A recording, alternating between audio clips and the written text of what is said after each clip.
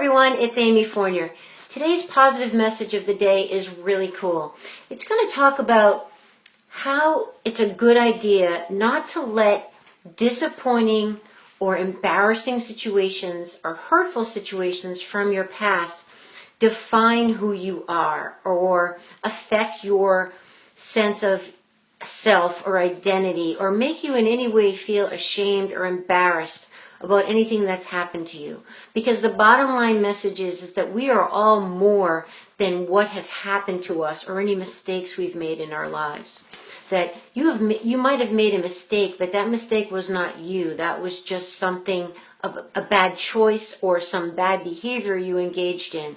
But who you are at your core is much more than that choice.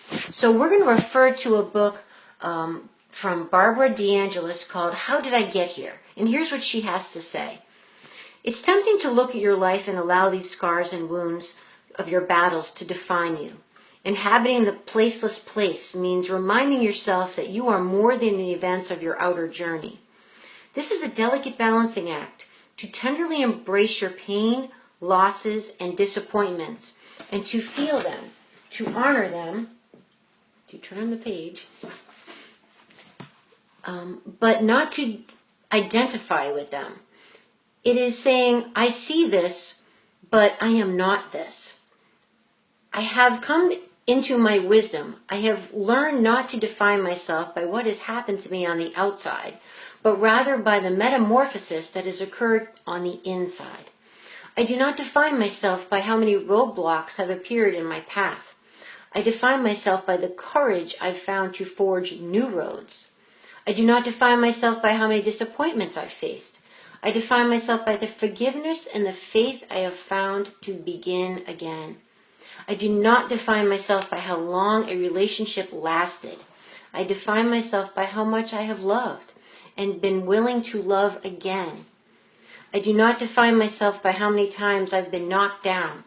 I define myself by how many times I have struggled to my feet. I am not my pain. I am not my past. I am that which has emerged from the fire. Do not define yourself or allow others to define you by what has happened to you or what you've been through. Do not define yourself by your pain or even your triumphs.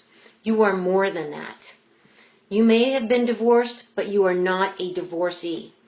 You may have a disease, but you are not sick.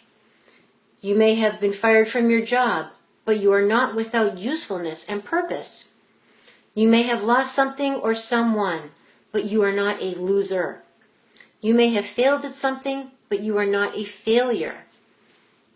Your wounds are the sacred temple in which you have been transformed.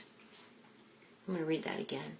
Your wounds are the sacred temple in which you have been transformed. They are the signs of your redemption. They are not your weakness. They are the road you have traveled. They are not who you are. Do not hide them. Do not apologize for them or judge them. Embrace your scars. Honor them. When others notice them, proudly say, "These tell the remarkable story of how I was made brave and wise." Love that. Beyond your challenges, beyond your successes, beyond the events from which life has molded your spirit, there is a placeless place within you. This is a place of peace, a place of freedom. It is the place where the self you have been seeking resides. How beautiful is that? Do you love this one? I love this one. This might be one of my favorites. Super hugely important. How we identify and define ourselves is how the world treats us. It's a beautiful concept to give yourself a break, not identify with your faults, pains, or disappointments, and move forward. I think it will really help your energy. I know it's really helped mine to forgive myself and move forward.